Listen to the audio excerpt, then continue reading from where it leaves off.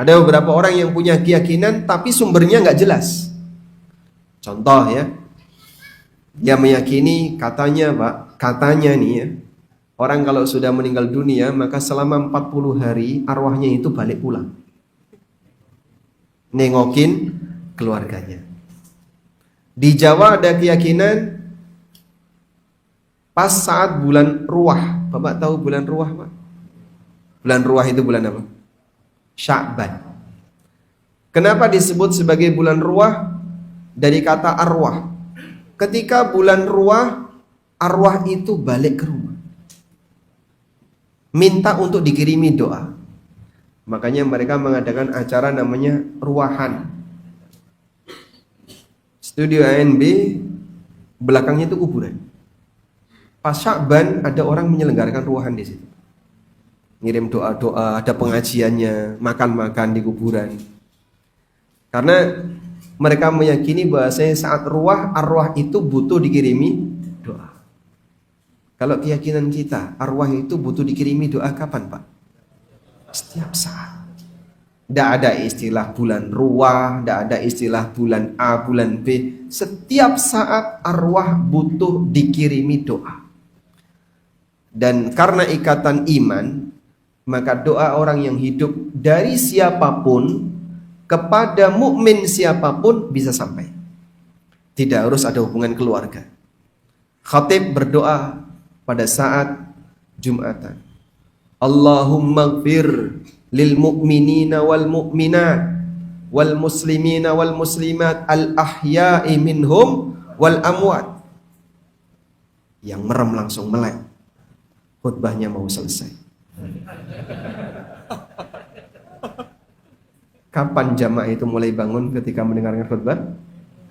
Saat khatib berdoa. Begitu Allahumma gfir, yang tadinya tidur langsung. Dalam doa ini khatib mengucapkan, ya Allah ampunilah orang mukmin laki dan perempuan, muslim laki dan perempuan, al ahya'i minhum wal amwat, baik yang masih hidup maupun yang sudah mati. Bisa sampai enggak Pak Ustaz doa itu? Sampai. Karena dengan adanya ikatan iman, doa dari siapapun mukmin kepada siapapun yang mukmin bisa sampai. Demikianlah keistimewaan ikatan iman. Tapi kalau sudah putus salah satunya non muslim, maka tidak boleh saling mendoakan kalau sudah meninggal dunia. Sehingga yang meninggal non muslim, walaupun keluarganya, anak yang muslim tidak boleh mendoakannya. Tayyib. Jika orang yang sudah mati bisa balik lagi ke dunia, maka yang paling berat untuk balik adalah orang yang mati syahid. Mereka minta kepada Allah untuk dikembalikan agar bisa mati syahid untuk kedua kalinya.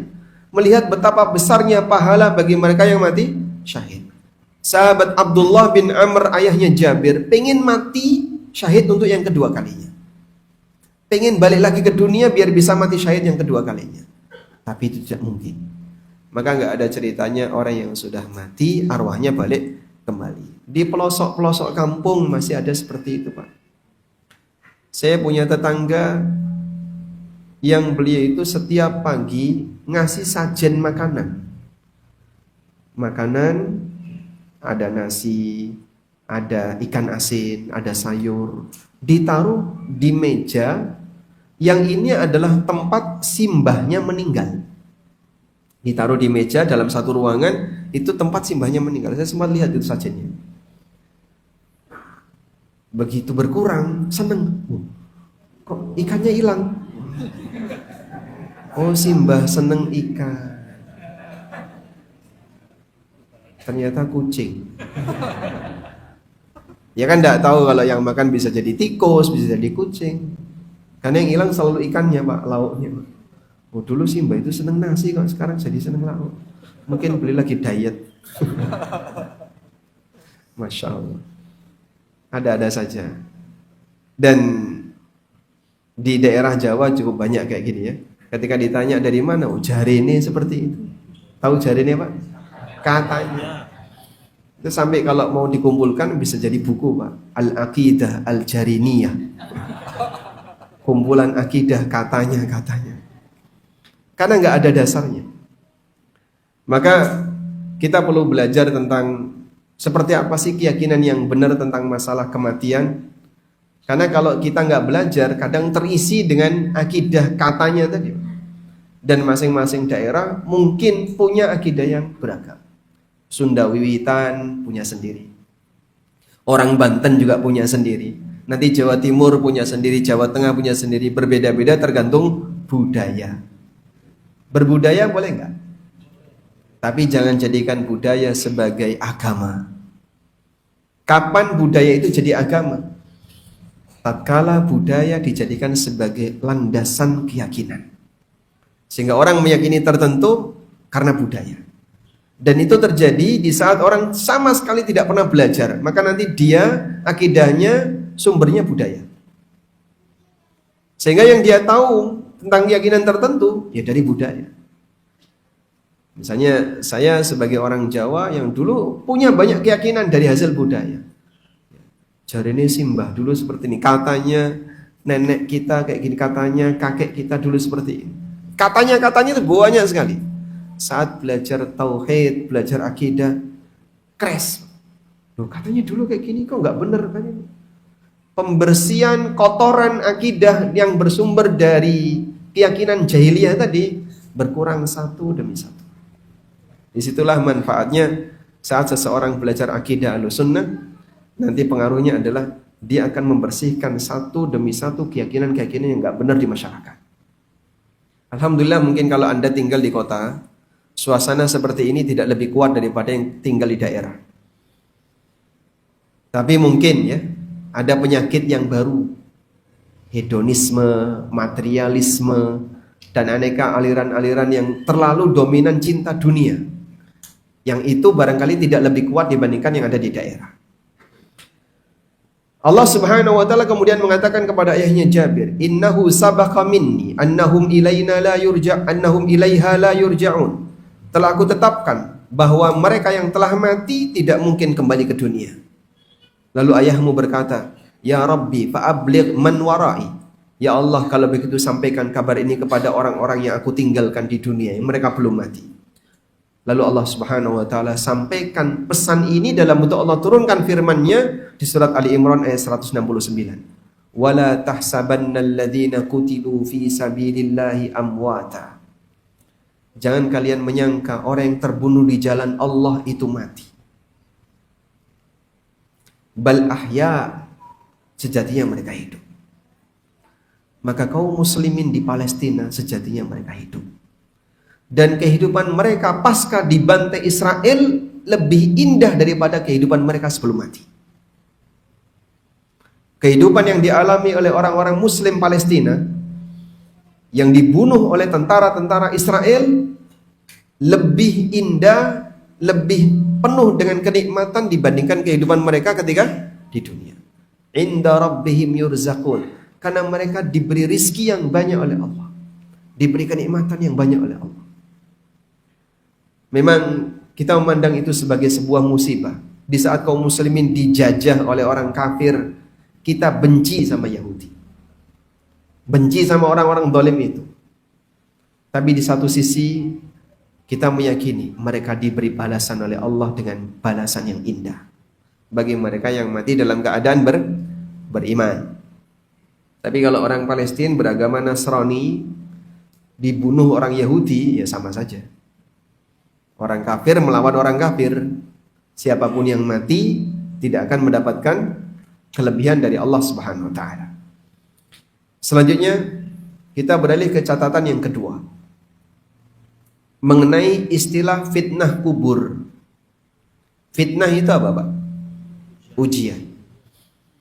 Fitnah di dunia bentuknya banyak sekali.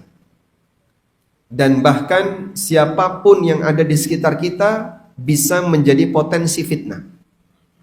Allah Ta'ala berfirman di surat Al-Furqan, وَجَعَلْنَا بَعْضَكُمْ لِبَعْدٍ فِتْنَةً أَتَصْبِرُونَ. Kami jadikan sebagian kalian menjadi fitnah bagi sebagian yang lain, atasbirun, sejauh mana kalian bersabar. Jadi kita antara si A dengan si B jadi sumber fitnah. laki jadi sumber fitnah bagi wanita, wanita sumber fitnah bagi lelaki, suami jadi sumber fitnah bagi istri, istri sumber fitnah bagi suami, anak dengan orang tua juga demikian, antara yang kaya dan miskin juga demikian, antara rakyat dan pemerintah juga sama. Rakyat jadi ujian bagi pemerintah, pemerintah jadi ujian bagi rakyat. Siapa yang menang? Atasbirun, sejauh mana kalian sabar. Maka pemenangnya adalah mereka yang bisa sabar. Terkadang ada pemerintah yang baik tapi rakyatnya rusak. Sebaliknya ada yang rakyat baik, pemerintahnya rusak. Ketika Nabi Musa alaihissalam memimpin Bani Israel, beliau seorang nabi yang baik. Rakyatnya gak karu-karuan, mencaci maki Musa, menghina Musa, tapi penuh dengan sabar Musa memimpin mereka untuk memperbaiki mereka. Di saat para nabi itu tinggal di negara yang dikuasai oleh orang yang jahat, rakyatnya baik, penguasanya jahat.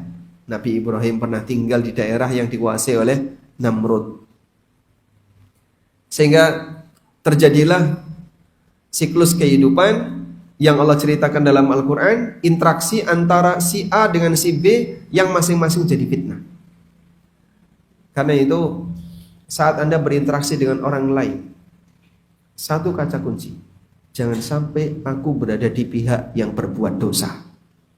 Karena ketika Anda berada di pihak yang berbuat dosa, baik mendolimi atau berbuat dosa dengan orang lain, berarti Anda tidak sabar. Yang sabar adalah mereka ketika berinteraksi dengan yang lain tidak berada di posisi berbuat dosa. Tapi aku gergeten sama pemerintah ya Pak, aku jengkel sama pemerintah. Itu perasaan manusiawi. Namun bisa enggak kamu tidak melampiaskan perasaan itu sampai pada titik mendolimi orang lain? Kalau bisa, alhamdulillah. Kalau masalah enggak seneng ketika orang berbuat jahat, itu normal.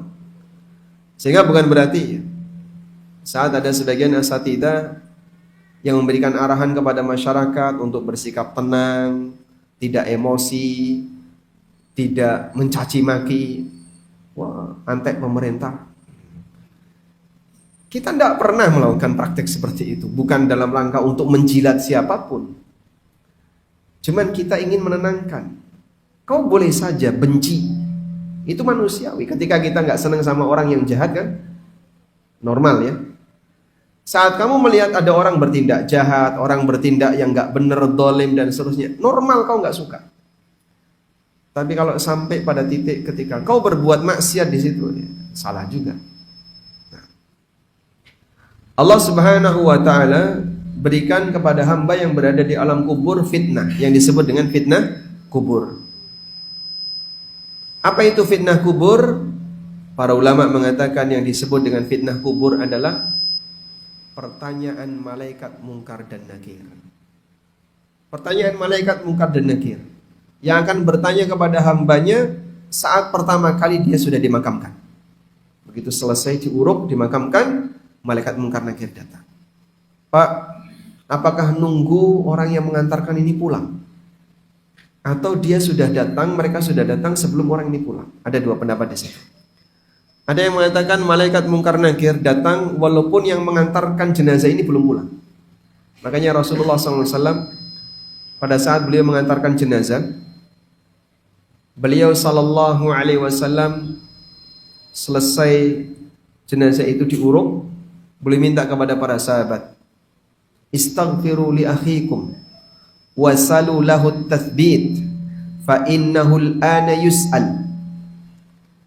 Mintalah ampunan untuk saudaramu ini dan minta kepada Allah agar dia diberi keteguhan sehingga bisa jawab pertanyaan malaikat.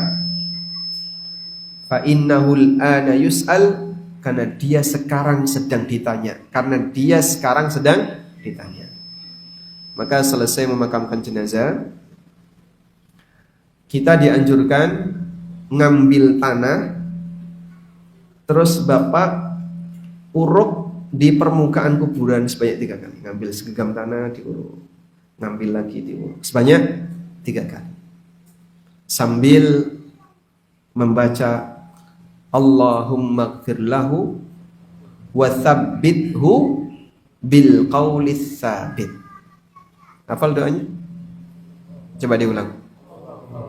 Allahumma gfir lahu wa tsabbithu bil qaulis tsabit. Diulang lagi. Allahumma gfir lahu wa tsabbithu bil qaulis tsabit. Khusus yang bapak-bapak, ibu-ibu tidak ikut ke makam. Saya masih ingat waktu memakamkan Ustadz Abdul Aziz, salah satu ustadz di Ma'had Al-Furqan. Tahun berapa waktu itu? Saya belum nikah. Sekitar 2007.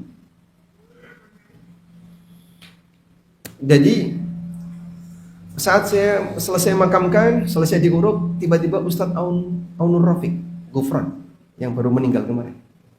Beliau datang mendekat ke kuburan. Terus beliau minta kepada para santri, ini sunnah. Ngambil tanah kemudian diurukkan. Ngambil tanah diurukkan. Ini sunnah. Dan memang itu sunnah. Di antara sunnah Nabi SAW, selesai diuruk kita ikut nguruk walaupun dengan tangan. Ya cuma sedikit saja. Sambil membaca Allahumma gfir lahu wa tsabbithu bil qaulis tsabit. Ya Allah, berikan ampunan untuk beliau dan kuatkan beliau dengan jawaban yang teguh. Jawaban yang teguh adalah saat ditanya oleh malaikat bisa menjawab. Allah Ta'ala berfirman di surat Ibrahim, yuthabbitullahu alladhina amanu bil qawli tsabiti fil hayatid dunya wa fil akhirah. Allah meneguhkan orang-orang yang beriman dengan qaulus tsabit di kehidupan dunia dan kehidupan akhirat. Al qaulus tsabit di kehidupan dunia adalah dia komitmen dengan iman sampai mati. Enggak terpengaruh dengan aneka ajaran-ajaran menyimpang. Dia komitmen dengan kebenaran sampai mati. Itulah qaulus tsabit di dunia. Ada sejuta syubhat yang mungkin berseliweran di kanan kiri kita. Tapi saya enggak geser. Saya tetap mengikuti ajaran ahlu sunnah. Qaulus tsabit. Fil hayatid dunya.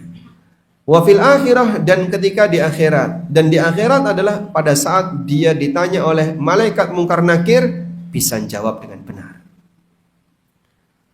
Disinilah Nabi SAW pernah bercerita.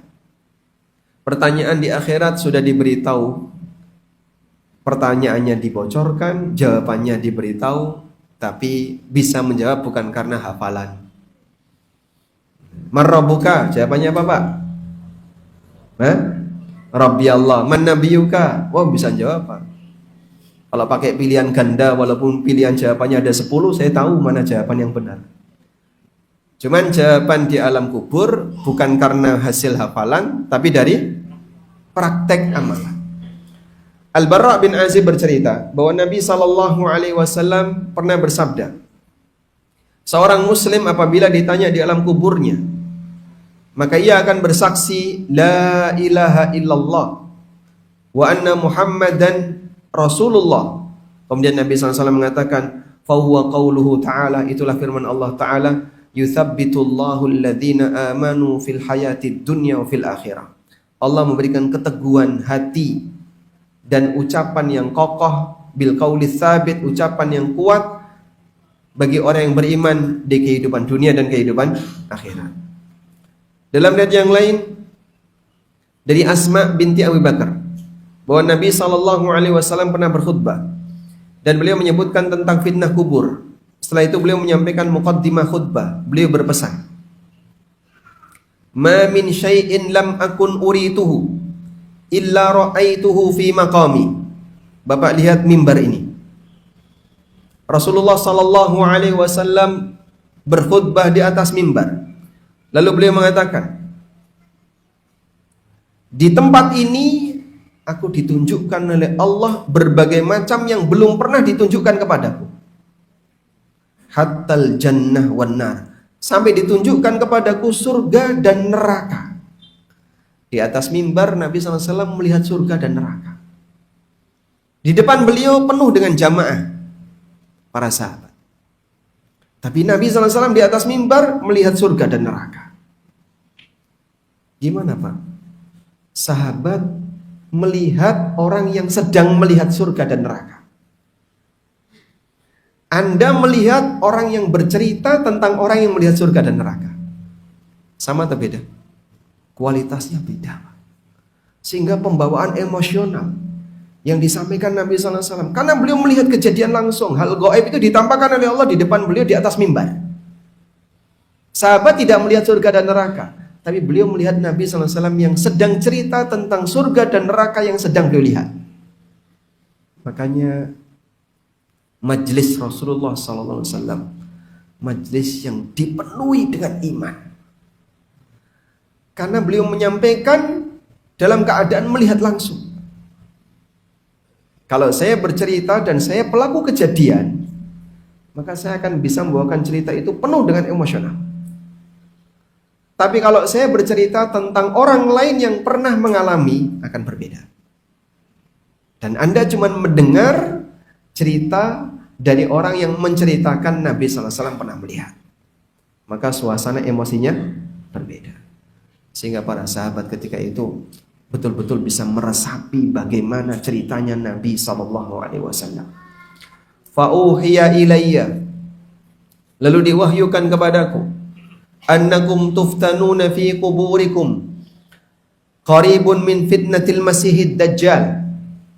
Sungguh kalian akan diuji di alam kubur kalian, mendekati seperti fitnah dajjal. Yang kita sebut fitnah dajjal, wa min syarri fitnatil masihid. Kami berlindung kepadamu ya Allah dari keburukan fitnah dajjal. Kita baca berulang setiap salat, yang menunjukkan bahasanya fitnah dajjal ini adalah fitnah yang sangat menakutkan. Kenapa Pak? Kepleset, pindah agama. Dan kalau orang difitnah di alam kubur, jawaban salah nggak diterima. Nggak ada istilah remedi. Jawabannya hanya boleh sekali. Salah, pukulannya luar biasa. Nabi SAW ngasih gambaran, kalian akan difitnah di alam kubur, mendekati seperti fitnah dajjal. Yuqalu, orang itu akan ditanya, ma ilmuka bihadzal rajul? Apa yang kamu ketahui tentang orang ini? Orang ini siapa? Nabi Muhammad SAW. Manusia diuji oleh Allah sejauh mana semangat dia untuk menjadi pengikut Nabi SAW. Lalu kata Rasulullah SAW, fa'ammal mu'minu fayaqulu. Adapun orang yang beriman, dia bisa jawab, huwa Muhammadun Rasulullah. Beliau adalah Muhammad, sang utusan Allah. Ja'ana bil bayyinati wal huda. Dia datang kepada kami dengan membawa al-bayyinat dan petunjuk. Fa'ajabna wattaba'na, maka kami mengikuti beliau. Kami menjawab ajakan beliau, mengikuti beliau. Fayuqalu, maka orang ini kemudian disampaikan, nam salihan qad alimna in kunta lamukinan bihi.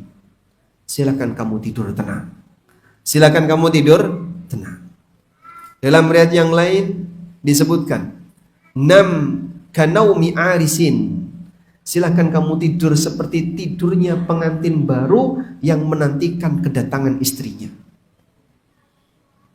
Tidur apa itu Pak? Tidur penuh harapan. Habis akad dipersilahkan masuk hotel.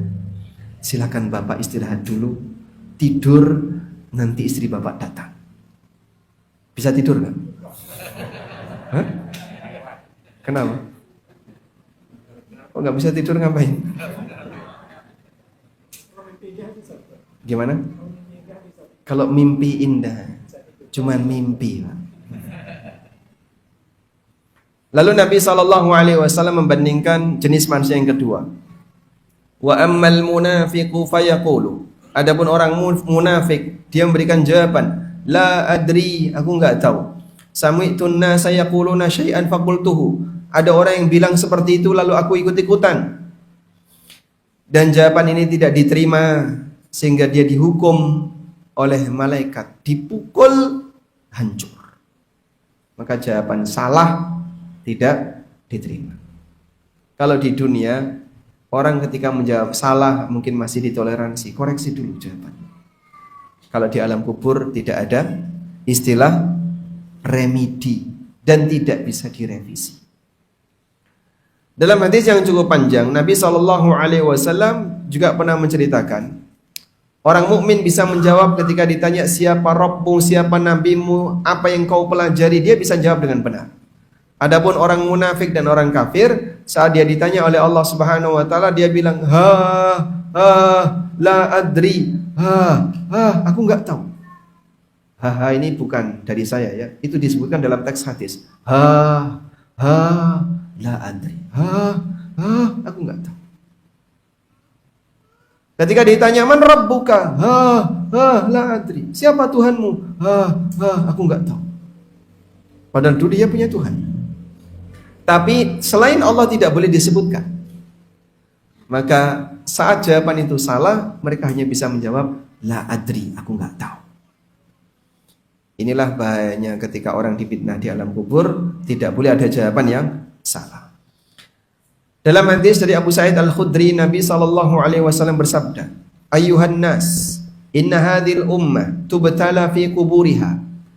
Wahai sekalian manusia, umat ini akan diuji di alam kuburnya.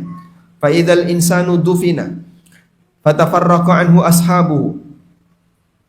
Ketika seorang muslim dimakamkan, kemudian ditinggalkan oleh orang-orang yang mengantarkannya, ja'ahu malakun fi yadihi mitraqun faq'adahu.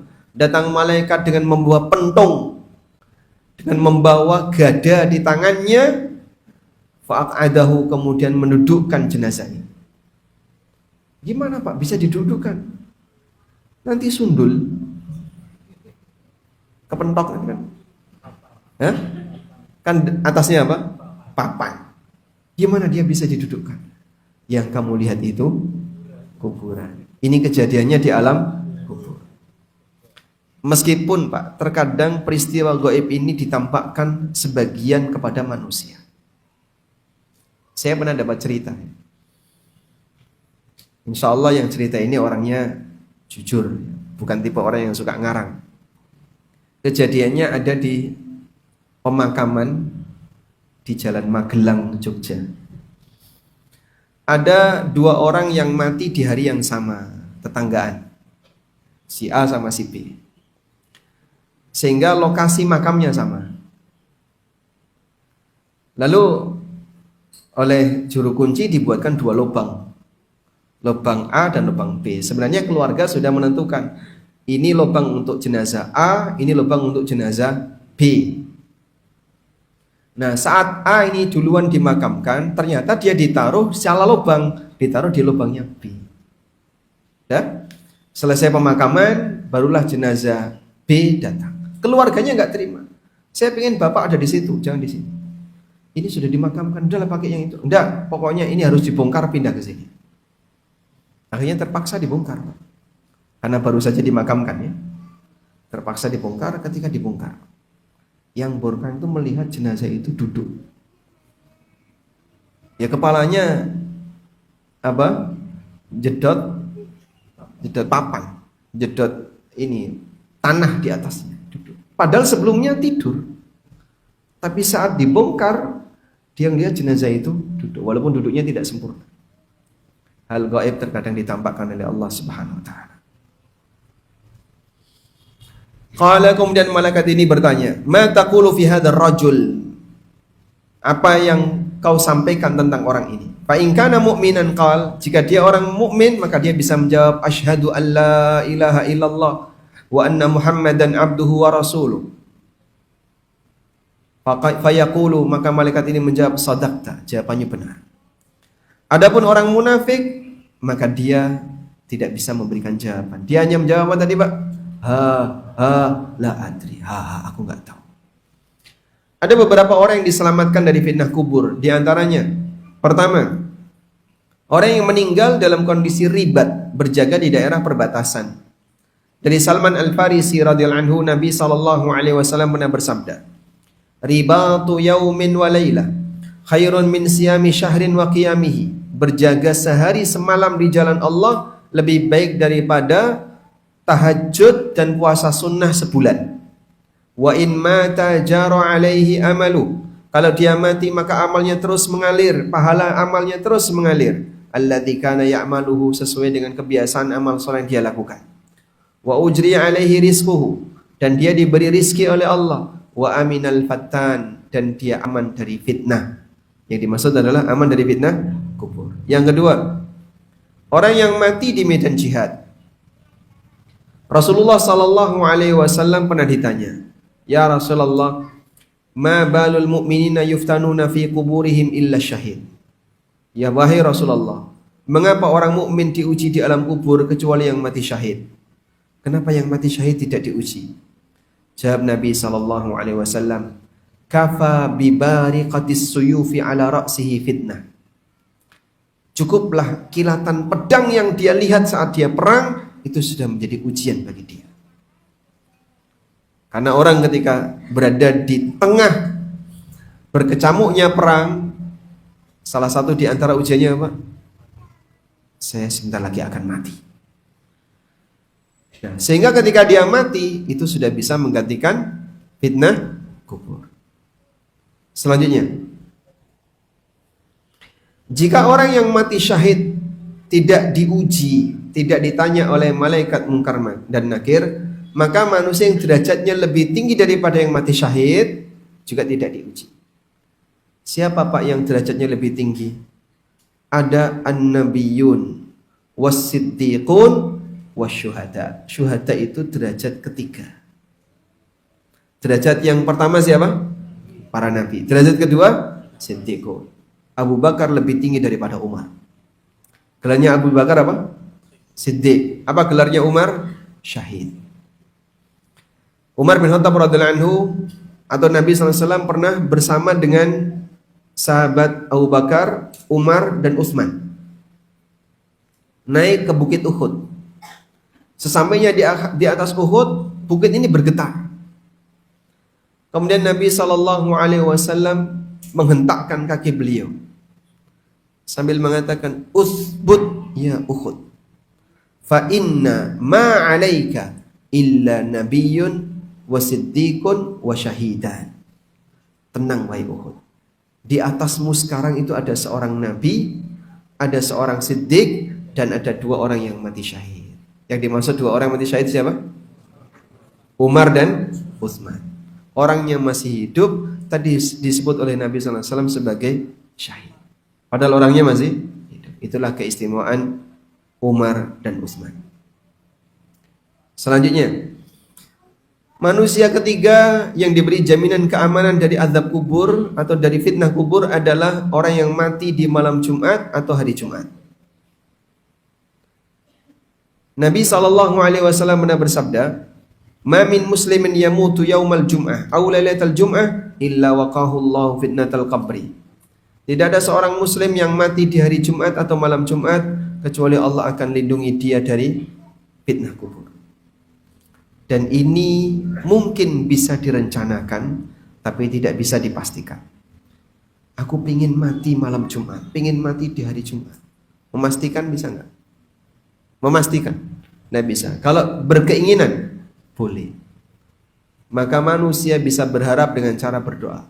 Ya Allah, wafatkan aku di hari Jumat atau malam Jumat. Sekarang hari Sabtu, berarti pekan depan. Ya tidak harus Jumat pekan depan ya, masih banyak Jumat yang lain. Nah. Selanjutnya yang ketiga, peristiwa gaib berikutnya adalah himpitan kubur. Kuburan akan menghimpit penghuninya, baik mukmin maupun kafir. Bahkan sampai pun orang saleh tidak selamat dari himpitan kubur. Ketika sahabat Sa'ad bin Mu'adz meninggal dunia, Rasulullah SAW mengumumkan tentang keistimewaan Sa'ad bin Mu'adz. Beliau mengatakan, "Hadzal ladzi taharraka lahul arsyu." Ketika Sa'ad bin Mu'adz, arasy-Nya Allah itu bergetar. Arasy Allah bergetar. Wa futihat lahu abwabus sama. Pintu-pintu langit terbuka untuk menerima arwahnya Sa'ad bin Mu'adz. Wa syahidahu sab'una alfan minal malaika, diiringi oleh 70.000 malaikat. Kayak apa Pak istimewanya Sa'ad bin Mu'adz? Ini fadilahnya. Nabi SAW menyampaikan Sa'ad bin Mu'adz sebagai sahabat yang istimewa. Ketika kematiannya, arwahnya diiringi oleh 70.000 malaikat. Laqad dumma dhammatan thumma furijan anhu. Kendati demikian, beliau dihimpit oleh kuburan, kemudian setelah itu dilepas. Kalau itu sekelas Sa'ad bin Mu'adz, bagaimana dengan kita? Mungkin kita akan mengalaminya. Dihimpit oleh kuburan, kemudian dilepas. Dalam hadis yang lain dari Aisyah radhiyallahu anha, Nabi sallallahu alaihi wasallam bersabda, "Inna lil qabri daghtatan, law kana ahadun najiyan minha naja Sa'ad bin Mu'adz." Kuburan itu akan menghimpit. Andaikan ada orang yang selamat darinya, tentu yang paling layak selamat adalah Sa'ad bin Mu'adz. Jika Sa'ad bin Mu'adz saja tidak selamat, apalagi kita. Maka siapapun akan mengalaminya. Namun di sana ada yang lebih parah, yaitu himpitan yang dialami oleh orang kafir. Nabi SAW pernah menyebutkan, orang kafir ketika dihimpit oleh kuburan, hatta takhtalifa bihi adla'uhu, sampai tulang-tulangnya berserakan. Tulang rusuk yang rapi sebelah kanan kiri, ketika mengalami himpitan tidak tahu nanti kemana. Tulang kaki ada di bawah, tulang tangan ada di atas. Ketika dihimpit dari atas ke bawah, ya mungkin akan bercampur. Dan itu bagian dari siksa yang diberikan oleh Allah di alam kubur bagi mereka yang tidak beriman. Selanjutnya tentang keberadaan nikmat dan azab kubur. Di alam kubur ada nikmat dan ada azab. Demikianlah bagian dari prinsip Ahlus Sunnah. Karena ada sebagian kelompok ahli filsafat yang menolaknya. Dia nggak percaya. Gimana di tempat sempit seperti itu kok dapat siksa, dapat nikmat? Gimana cara orang bisa merasakan kenikmatan kalau dia cuma tidur berbaring di tempat yang sempit dalam tanah? Tapi seperti ini sekali lagi tidak bisa dijangkau oleh akal. Fitnah kubur, azab kubur, dan nikmat kubur memang tidak bisa dijangkau oleh akal. Tapi bukan berarti bertentangan dengan akal. Dan Anda bedakan ya, antara yang bertentangan dengan logika dengan tidak bisa dijangkau logika. Karena logika manusia menyadari bahwasanya logika punya keterbatasan. Dari keterbatasan itulah ada bagian di mana logika tidak boleh ikut terlibat. Kenapa? Gak bisa menjangkau. Karena itu para ulama memberikan satu kaidah, idza ja'al athar kafan nazar. Kalau sudah datang dalil, maka akal jangan komentar. Percaya saja sama dalil. Di sini bahasa iman, bukan lagi pakai bahasa akal. Ibnu Abil Is pernah menjelaskan, wa qad tawatarat al-ahbar an Rasulillah sallallahu alaihi wasallam fi thubuti adabil qabri wa na'imihi liman kana lidzalika ahlan. Telah datang riwayat yang mutawatir dari Rasulullah sallallahu alaihi wasallam tentang adanya adab kubur dan nikmat kubur bagi orang yang berhak mendapatkannya. Fayajibu i'tiqadu thubuti dzalika wal imanu bihi, maka kita wajib untuk meyakininya walaupun bisa jadi tidak masuk akal. Dan ada banyak sekali ya penjelasan tentang masalah adab kubur dan nikmat kubur. Namun ada sebagian di antara kaum muslimin yang tidak percaya. Contohnya kelompok apa, Pak? Mu'tazilah. Sekte Mu'tazilah itu nggak percaya. Lalu mereka bilang nikmat kubur dan adab kubur hadisnya ahad. Dengan alasan ini hadis ahad. Dan hadis ahad dalam masalah akidah tidak boleh diyakini. Dan ini sejatinya adalah alasan yang terlalu bernafsu. Karena nikmat kubur dan azab kubur itu hadisnya mutawatir maknawi. Mutawatir maknawi sering disampaikan Nabi SAW dalam banyak kesempatan, meskipun redaksinya berbeda-beda. Selanjutnya, bagian akhir tentang apa saja yang menjadi penyebab azab kubur. Setelah kita yakin bahwasanya ada azab yang diberikan oleh Allah di alam kubur, bagian mana yang perlu kita waspadai agar kita tidak mendapatkan azab kubur itu? Ada beberapa dosa yang mendapatkan ancaman khusus bagi pelakunya berupa azab kubur. 1, tidak hati-hati ketika kencing. Bentuknya nggak cebok, nggak waspada dengan cipratan, sehingga mengenai pakaiannya dan itu dipakai sholat. Setiap kali ketemu ban langsung keluar. Masya Allah. Ada yang kencing di ban? Sambil berdiri, bahkan di tengah jalan dilihat banyak orang. Begitu mudahnya dia ketika kencing langsung mepet ke arah ban. Ya sebenarnya kalau nggak sampai menimbulkan cipratan lebih aman. Tapi dia melakukan itu di jalan yang nanti mungkin dilewati orang. Seharusnya kan dia ambil posisi yang lebih tersembunyi, jarang dilewati orang, silahkan buang air di situ. Yang kedua, suka melakukan adu domba, memindahkan berita dalam rangka merusak hubungan sesama hamba. Baik, saya mau cerita ya. Nanti Bapak sampaikan mana yang menjadi musuh bagi Anda. Si A dan si B sedang menggibah Bapak, sedang menggibah Anda, ya, di tempat yang jauh dari Anda, sehingga Anda nggak tahu. Si C dengerin gibah itu, lalu si C ketemu Anda, kemudian si C bilang, Pak, saya kemarin lihat A dan B menggibah Bapak. Udah? Siapa yang sebenarnya musuh Anda? A, B atau C? Hah?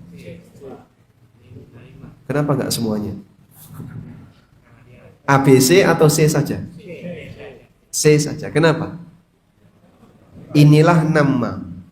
Orang ini sejatinya adalah nama. Ketika dia cerita, bahaya. Maka saat dia cerita seperti itu, jangan Bapak anggap, wah, terima kasih saya sudah diberitahu. Kamu baik hati sama saya, kamu teman dekat saya, malah dibayar.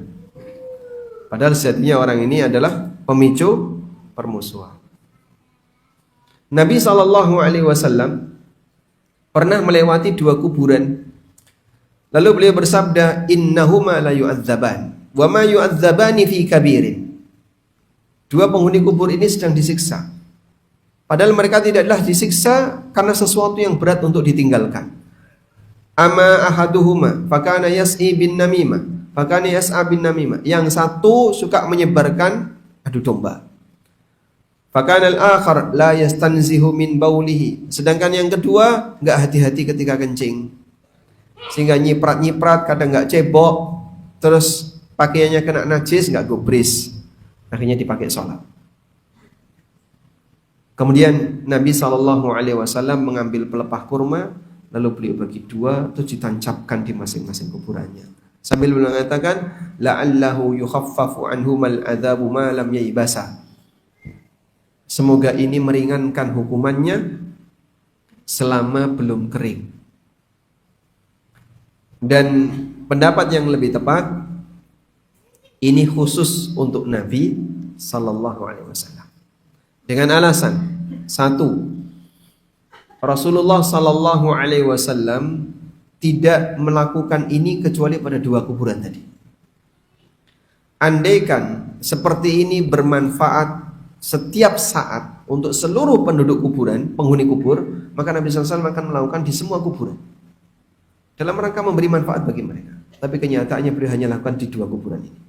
Yang kedua, para sahabat tidak pernah melakukannya, sehingga sahabat tidak meniru apa yang dilakukan oleh Nabi SAW. Yang ini mengisyaratkan bahwa itu adalah kekhususan bagi Nabi SAW. Yang ketiga, satu-satunya manusia yang tahu tentang kejadian di alam kubur adalah Rasulullah SAW yang diberitahu oleh Allah. Sehingga yang lain tidak tahu. Karena yang lain tidak tahu, kamu jangan suudzon sama dia. Orang memakamkan bapaknya. Selesai dimakamkan, dia ngambil pelepah kelapa atau pelepah pohon apa, ditancapkan. Semoga ini meringankan siksa bagi bapak. Dari mana kamu tahu kalau bapakmu disiksa? suudon sama bapaknya. Kan bisa jadi beliau dapat nikmat, tapi anaknya suudon, bapaknya disiksa. Terus dia naruh pelepah ke bapaknya. Sekarang bentuk pelepah ini diganti dengan bunga taman dengan aneka warna, terus ditaruh di atas makam. Tujuannya apa?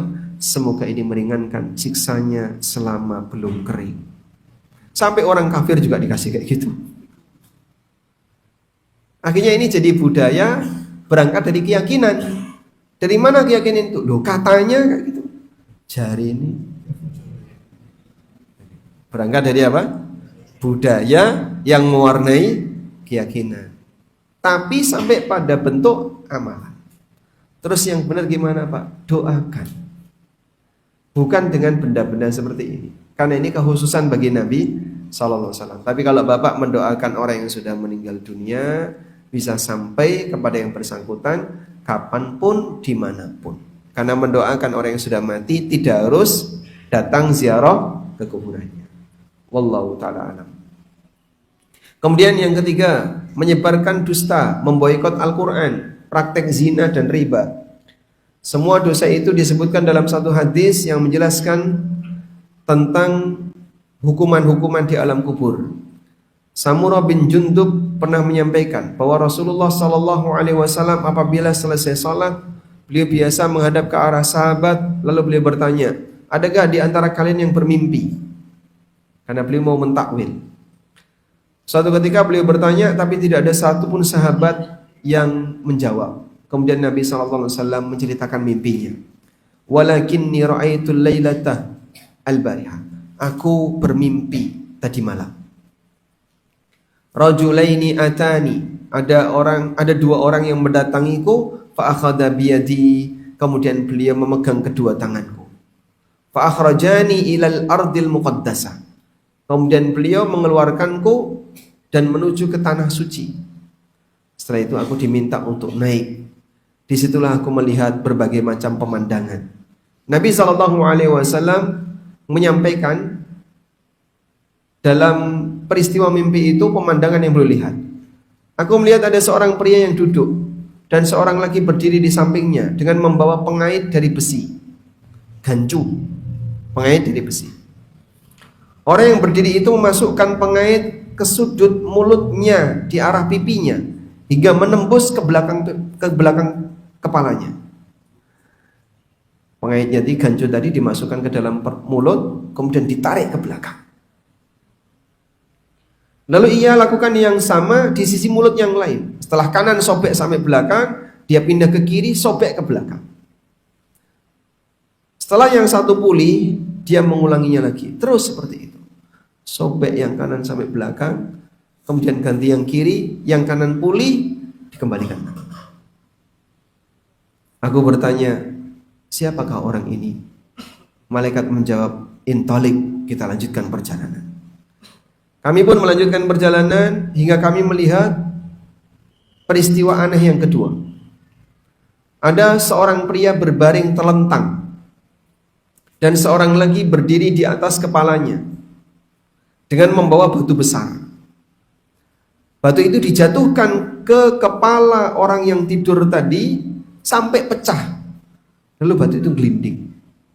Dikejar sama orang yang nimpukin batu tadi. Begitu dapat, dia balik lagi ke orang telentang tadi dan kepalanya kembali utuh. Lalu dipecah lagi dengan batu tadi. Terus seperti itu berulang. Nabi SAW bertanya, siapa orang ini? Malaikat menjawab, lanjutkan perjalanan. Lalu kami menemui sebuah lubang seperti tungku besar. Bagian atasnya lebih sempit daripada bagian bawah. Kemudian ada api yang menyala dari bawah, api nyembur dari bawah. Dan di dalamnya terdapat lelaki dan perempuan semuanya telanjang. Saat api menyala nyembur dari bawah, mereka terangkat ke atas akan-akan hampir keluar. Kan tetapi api mereda lalu mereka jatuh kembali. Sehingga saat api menyala mereka naik ke atas. Karena bawahnya sempit, mereka berdesak-desakan. Begitu apinya padam, berjatuhan ke bawah. Aku bertanya siapa orang ini? Malaikat mengatakan lanjutkan perjalanan. Kemudian beliau melihat ada orang yang berenang di sungai darah, sementara di tepi sungai ada orang yang membawa batu. Setiap kali yang berenang ini mau menepi, dilempari dengan batu ke arah mulutnya, terus balik lagi ke tengah, terus seperti itu. Nah, sampai kemudian Nabi SAW diberitahu siapa orang itu. Adapun orang yang mulutnya disobek, itulah pendusta besar. Dia menyebarkan kebohongan hingga tersebar di seluruh ufuk. Sekarang mudah sekali, Pak. Taruh di medsos, nyebar kemana-mana. Apalagi kadang zaman AI ya. Orang bisa membuat sebuah tayangan dikiranya asli, padahal itu AI. Terus disebar kemana-mana. Apa itu, Pak? Dusta yang disebarkan sampai ke seluruh ufuk. Yang kedua, adapun orang yang kepalanya dipecah dengan batu adalah orang yang telah diajari oleh Allah Al-Quran. Dia bisa baca Quran, akan tetapi malam harinya dia lalai dari Al-Quran dan tidak mengamalkan di siang harinya. Maka dia disiksa karena sudah diajari Quran tapi malah ditinggalkan. Sementara orang yang berada di tungku api itulah para pezina laki dan perempuan, dan orang yang berenang di sungai darah itulah pemakan riba. Dan para ulama mengatakan ini azab kubur. Maka pelaku-pelaku praktek seperti ini, menyebarkan berita dusta, kemudian berzina, lalu tadi diajari Quran tapi nggak gubris Quran, termasuk pemakan riba, nanti akan diadab sebagaimana adab yang tadi disebutkan oleh Nabi SAW. Wallahu ta'ala alam. Baik, walhamdulillah, mungkin sampai di sini sebagai pengantar, dan masih ada beberapa materi di buku yang belum sempat kita baca karena waktunya terbatas. Semoga Allah Subhanahu wa taala jadikan materi ini sebagai materi yang bermanfaat. Wassallallahu ala nabiyyina Muhammadin wa ala alihi wa sahbihi wasallam.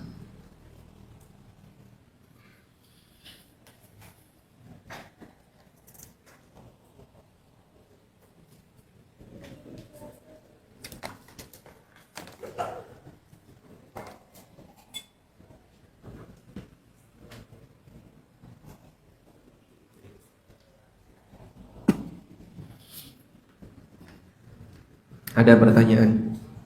Assalamualaikum warahmatullahi wabarakatuh. Waalaikumsalam warahmatullahi wabarakatuh. Ada seorang ibu yang wafat, meninggalkan suami dan 4 orang anak laki-laki, dan juga meninggalkan harta simpanan pribadi berupa uang dan emas. Pertanyaannya, harus diapakan harta tersebut sesuai syariat? Dibagi ke ahli waris yang masih hidup. Suami dapat berapa? 1/4, karena mayit punya anak. Lalu sisanya yang 3/4 dibagikan ke 4 anak laki-lakinya. Karena semuanya laki-laki berarti pembagiannya sama, sehingga 3/4 tadi dibagi 4, maka masing-masing dapat 3/16. Gitu. Disinilah ada faktor bagi yang sama, yaitu angka 16. Ini disebut dengan aslul masalah. Maka seluruh harta tadi dibagi 16. Suami mendapatkan 4/16, masing-masing anak mendapatkan 3/16. Bolehkah orang tua yang memiliki anak 1 laki-laki dan 2 anak perempuan sebelum wafat sudah membagikan hartanya sama rata sebagai hadiah? Dan apakah wasiat atau hadiah langsung itu sama? Bedakan antara wasiat dengan hadiah atau hibah. Kalau wasiat, perpindahan kepemilikan yang digantungkan dengan kematian. Saya ulangi ya, wasiat adalah perpindahan kepemilikan yang digantungkan dengan kematian. Jadi misalnya, besok kalau bapak mati, tanah ini jadi punya kamu. Besok kalau ibu mati, rumah ini jadi punya kamu. Itu namanya apa? Wasiat. Sehingga baru pindah kepemilikan jika orangnya sudah meninggal. Sedangkan hibah dipindahkan kepemilikannya ketika orangnya masih hidup, sehat. Harus sehat syaratnya. Kalau sudah sakit-sakitan, terus dia kumpulin anak-anaknya, besok saya kasih ini. Itu sama dengan wasiat. Sehingga untuk posisi hibah, maka orang tua harus sudah menyerahkan objek hibah itu kepada anaknya. Dan hibah ini wajib sama rata, 1:1, laki perempuan sama. Boleh nggak kayak tadi Pak, punya 1 anak perempuan dan 2 anak laki-laki? Boleh. Sehingga bapak ngumpulin seluruh anaknya, lalu dia bilang, ini aku kasihkan kepada kalian. Kamu dapat ini, kamu dapat ini, kamu dapat ini. Ini sertifikatnya, silahkan diurus sendiri. Nah, ketika sudah diserahkan seperti itu, sah sebagai hibah.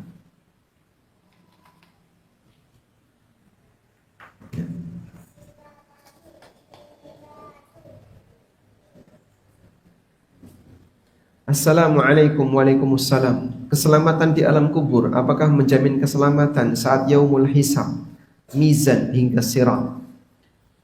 Seperti itu yang dipahami oleh sahabat Utsman bin Affan radhiyallahu anhu. Ketika beliau ziarah kubur, beliau itu nangis sejadi-jadinya.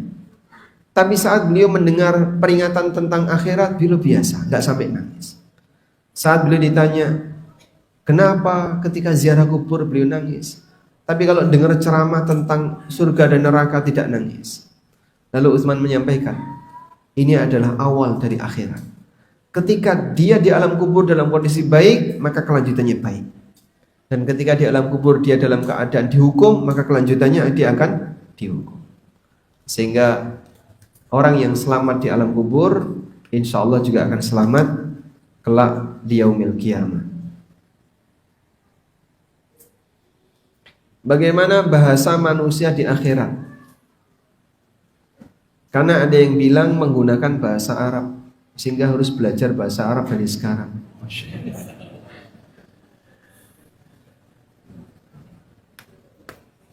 Gak usah dipikirkan ya. Memang salah satu kelebihan bahasa Arab, innahu lughatu ahlil jannah. Di antara kelebihan bahasa Arab adalah itu adalah bahasa penduduk surga. Tapi bukan berarti yang nggak bisa bahasa Arab dilarang masuk.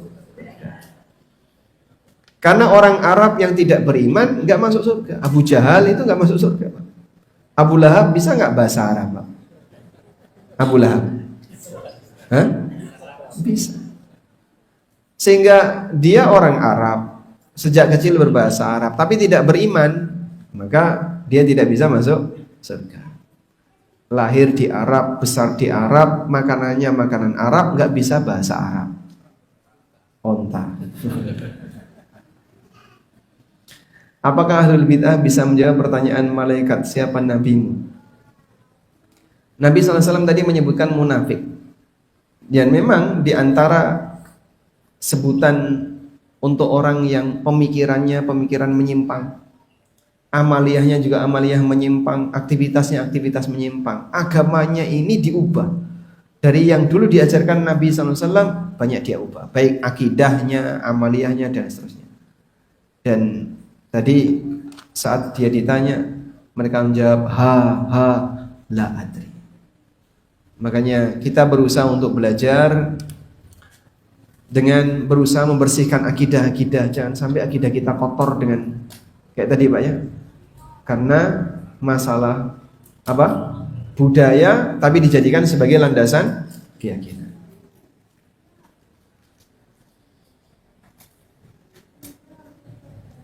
Saat Idul Adha, ketika sapi dikurbankan, terdengar seperti suara orang tidur, ngorok. Apakah itu sakaratul maut? Begitu sapi disembelih, lalu terbuka tenggorokan, kerongkongan. Kok seperti ngorok, Pak? Ya itu semburan nafas. Itu semburan nafas. Apakah itu sakaratul maut? Semua yang mati dia mengalami proses sakaratul maut. Makanya Nabi SAW meminta agar ketika menyembelih kurban, menyembelih hewan, dibuat apa Pak? Pisaunya tajam, biar tidak menyakiti hewan itu. Fa idza qataltum fa ahsinul qitlah. Kalau kamu membunuh maka bunuhlah dengan cara yang baik. Nyembelih itu dibuat dengan cara yang paling baik. Sehingga kalau menyembelih semakin cepat sembelihannya makin bagus.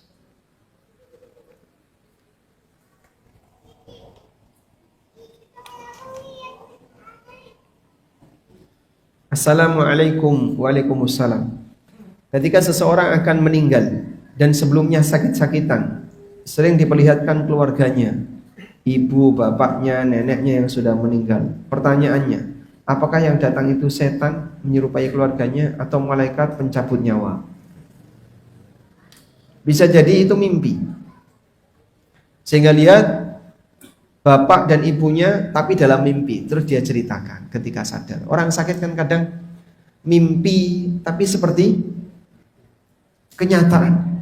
Mimpinya itu lebih kuat pengaruhnya. Saya tadi tiba-tiba di sini, tiba-tiba di sini. Dia melihat aneka kejadian-kejadian aneh di saat dia tidur saat sakit. Pernah nggak mengalami kayak gitu, Pak? Mungkin ada yang pernah ya. Sakit berat dan saat tidur tuh seperti melihat sesuatu yang seperti real. Nah, demikianlah suasana mimpi yang Allah tampakkan. Dalam kondisi itu, mungkin dia melihat orang yang sudah meninggal di antara keluarganya seperti orang tuanya, kakek neneknya dan seterusnya. Dan itu hal yang normal. Lalu kalau mengalami seperti itu gimana, Pak? Ya sebagaimana mimpi pada umumnya, orang bermimpi bisa ketemu dengan orang yang sudah mati, tapi dalam alam mimpi, sebagaimana keterangan Ibnu Abbas radhiyallahu anhu.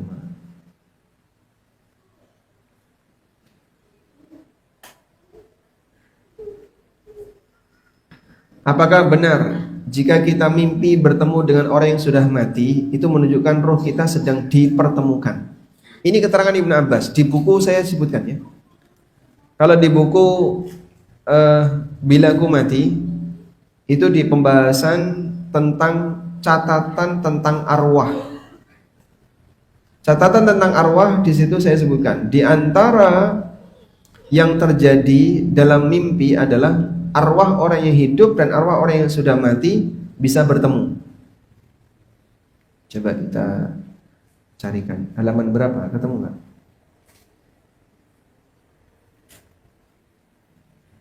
Nah, baik. Di halaman 179 kalau yang punya buku ya. Allah berfirman di surat Az-Zumar ayat 42, Allahu yatawaffal anfusa hina mautiha wallati lam tamut fi manamiha wa yumsikul lati qada 'alaihal maut wa yursilul ukhra ila ajalin musamma. Allah mewafatkan jiwa ketika sudah waktunya mati dan jiwa yang belum waktunya mati ketika tidur. Lalu yang sudah mati ditahan oleh Allah, sedangkan yang tidur dilepas oleh Allah. Ila ajalin musamma, sehingga dia bisa kembali hidup, bangun sampai batas waktu tertentu, yaitu sampai akhir umurnya. Ibnu Abbas pernah menyampaikan keterangan ketika beliau menjelaskan ayat ini. Bapak dengerin. Inna arwahal ahya wal amwat taltaki fil manam. Roh orang yang hidup dan roh orang yang mati ketemu dalam mimpi. Fatata'arafu ma sya'allahu minha, dan mereka bisa saling mengenal sesuai dengan yang Allah kehendaki. Fa idza arada jami'uha ar-ruju' ilal ajsad, ketika masing-masing mau kembali ke jasadnya, arwah yang sudah mati ditahan oleh Allah, sedangkan arwah orang yang hidup kembali. Lalu dia bangun ketika tidur. Makanya Nabi SAW ketika bangun tidur baca doa apa, Bapak? Alhamdulillahilladzi ahyana ba'da ma amatana wa ilaihi nusyur. Dalam riwayat yang lain, alhamdulillahilladzi afani fi jasadi wa radda alayya ruhi. Segala puji bagi Zat yang telah memberikan kesehatan bagi jasadku dan mengembalikan arwahku. Karena orang yang tidur itu mati kecil.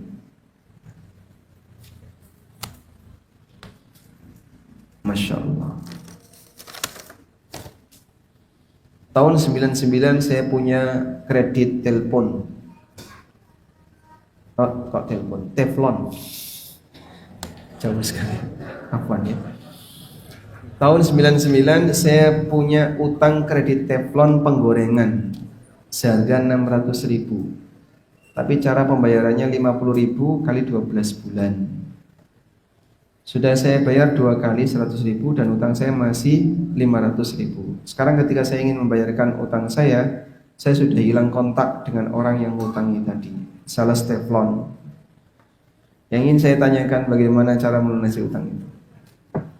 Cari sebisanya.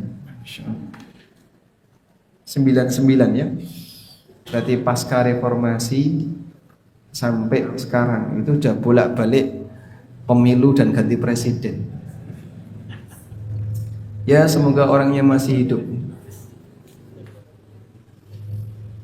Kalau nggak nemu, udah nggak bisa nemu Pak, udah putus asa saya nyari, maka Anda bisa sedekahkan atas nama yang bersangkutan. Dan dengan komitmen, jika nanti ketemu orang itu, maka Anda siap untuk mengembalikan. Karena ini bagian dari utang yang tidak bisa selesai hanya dengan dibiarkan saja. Harus tetap dibayarkan. Wallahu a'lam.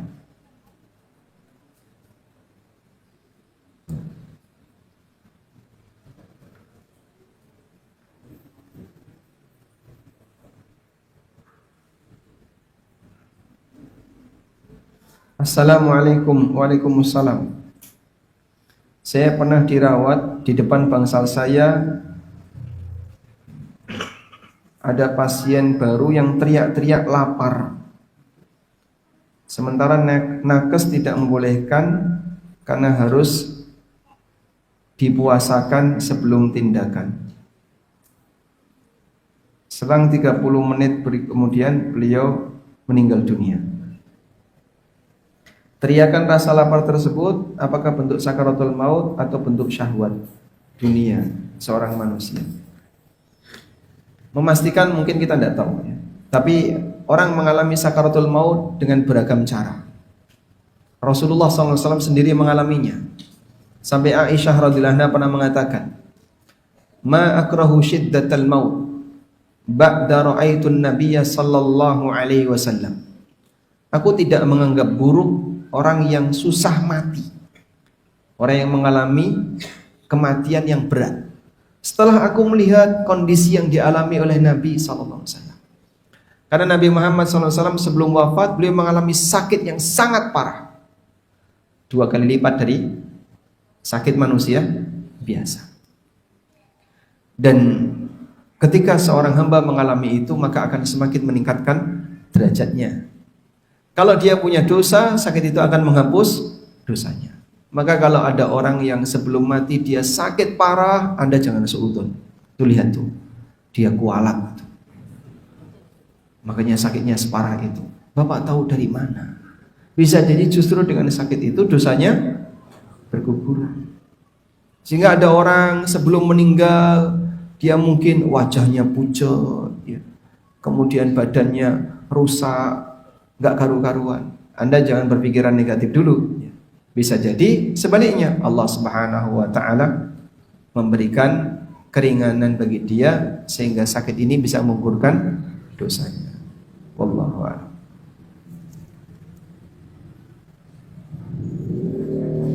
Ada informasi tersebar bahwa arwah yang tidak kurban dan akikah ketika datang di malam Jumat, maka arwahnya diusir dan dilempar oleh malaikat ke langit, dilempar dari langit.